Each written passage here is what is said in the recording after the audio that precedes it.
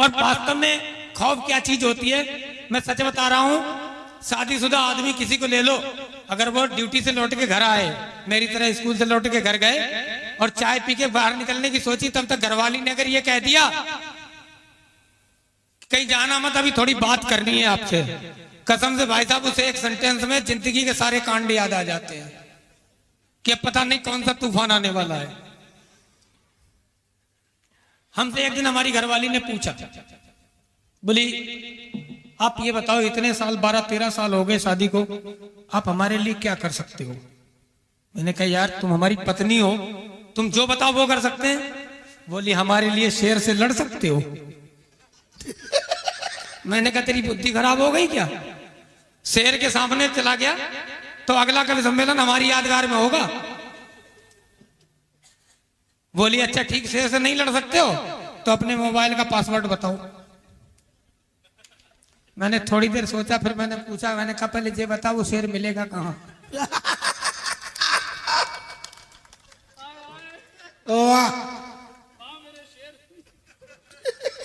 हमसे हमारे पड़ोसी जी भी पूछते हैं, बड़ा मजा लेते हैं ना।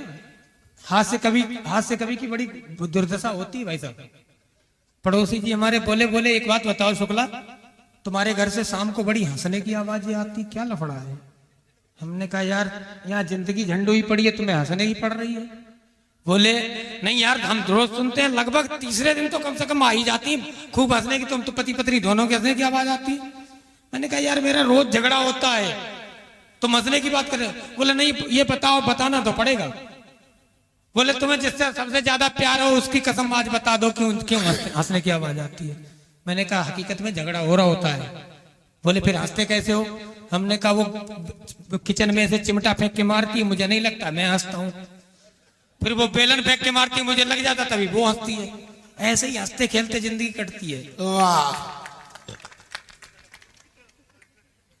और इधर बैठे हुए हैं युवा दादा, इनके लिए 4 लाइनें केवल रखता हूँ। स्वागत है। जो अभी इधर उधर प्यार व्यार के चक्कर में मत पड़ना, बड़ा जटिल विषय है ये, इसमें पड़ जाता है वो स्टूडेंट गारंटी से फेल होता है। कि नालायक निकम्मे पाजी, नालायक निकम्मे पाजी बेवकूफ, क्या क्या इस इश्क में बने नहीं हो। वाह। नालायक निकम्मे पाजी बेवकूफ, क्या क्या इस इश्क में बने नहीं हो, और इश्क के मुकाम से गुजरने वाले तुम आशिक सबसे घने नहीं हो। वाह। आज करवा चौथ है रड़ुओं का, वैलेंटाइन डे।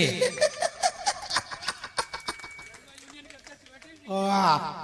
कि नालायक निकम्मे पाजी बेवकूफ, क्या क्या इस इश्क में बने नहीं हो, और इश्क के मकाम से गुजरने वाले आशिक सबसे घने नहीं हो, और न जाने कितने इस मोहब्बत की आंच में तपके कुरकुरे हो गए, इश्क की भट्टी में भुनने वाले तुम पहले चने नहीं हो। वाह। कविता सुना दूं? चलिए मैं आपको कविता से जोड़ता हूं।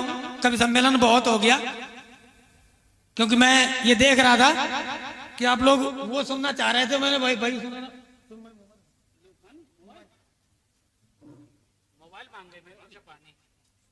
पानी तो हम जने कितनों को पिला देंगे, उसके बाद पिएंगे। कविता से जोड़ने की बात हो रही थी, क्योंकि मैं हास्य का कवि हूं, आपको ऐसी कोई कविता नहीं सुनाऊंगा जिससे आपके दिमाग पे जरा सा भी लोड पड़े, क्योंकि बात यह है कि दिमाग पर खाम में लोड तो आपके तब पड़ेगा जब मैंने दिमाग लगाया होगा लिखने में। यहां है ही नहीं तो लगाएंगे क्या? सीधे सीधे कविता से जोड़ता हूं कि हंसिएगा मत, ये कोई हंसने की बात नहीं है। वाह। हंसिएगा मत, ये कोई हंसने की बात नहीं है, और घरवाली से पार पाना सबकी औकात नहीं है। वाह। मैं घरवाली पे ऐसे नहीं लिखता हूं, हंसिए मत, ये कोई हंसने की बात नहीं है, और घरवाली से पार पाना सबकी औकात नहीं है। और बड़ा गंभीर तथ्य है ये, बड़ा गंभीर तथ्य है ये, सरकार भी जानती है और अपनी इस बात को अपने कानूनों के जरिए मानती है कि पत्नी को संभालने में कितनी मुश्किल होती है। इसीलिए मतदान करने की आयु 18 वर्ष और शादी करने की आयु 21 वर्ष होती है। वाह। लेकिन उन्हें पता है कि 18 साल का लड़का देश तो संभाल सकता है, लेकिन अगर शादी कर दी तो पूरे घर का दिवाला निकाल सकता है। वाह। अब एक के चक्कर में पूरे घर की वाट नहीं लगाई जा सकती, इसीलिए 21 साल से पहले किसी भी लड़के की शादी नहीं रचाई जा सकती। वाह।